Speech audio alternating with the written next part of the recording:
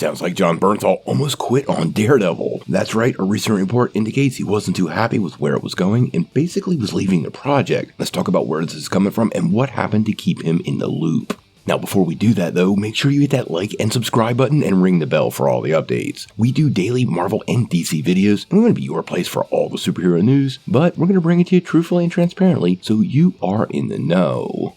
Now, this is a really interesting story because it comes right from a fan interaction directly with the Punisher himself, Jon Bernthal. Now, when the news broke in the trades that Daredevil and the Punisher star Jon Bernthal will reprise his role as Frank Castle in Born Again, it's pretty fair to say most of his fans were overjoyed. However, things can always change, and it appeared behind the scenes they almost did, because the actor apparently had real second thoughts. Now, recently, a fan hooked up and got to sit down with Bernthal and talk a little bit, and apparently Bernthal had a lot to say about the series. Now, according to the fan who met Bernthal at the fan event, he apparently hated what Marvel Studios was doing with the Revival series before the creative overhaul and decided to turn the project down. Now, after the previous writers and directors were basically fired and he picked up the showrunner from The Punisher, Dario Scardapane, well, that apparently is what brought him back to the fold. Now, that appeared to be more than enough to bring Bernthal back on board, but it also sounds like Deborah Ann Woll returning as Karen Page was a huge deal for the Punisher actor and ultimately sealed the deal. The fan actually revealed, and I quote, "He told me that he apparently had been turning down Marvel when it comes to playing the Punisher over and over again because they hadn't been getting it right, but the small part he has now in Daredevil Born Again is good in his eyes."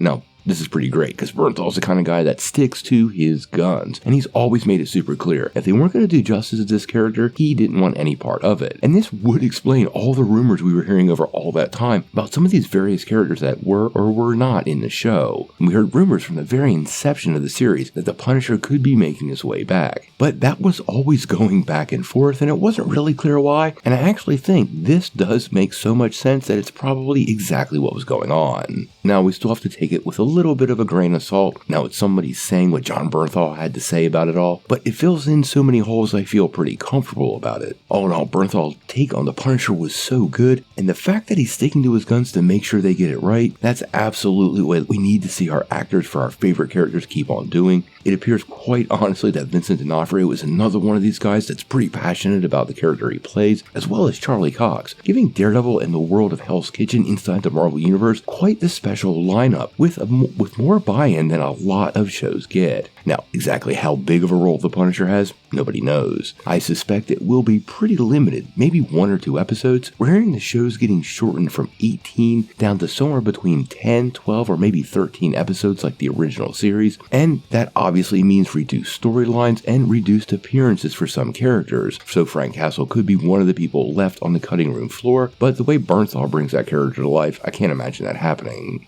But we'll have to wait and see.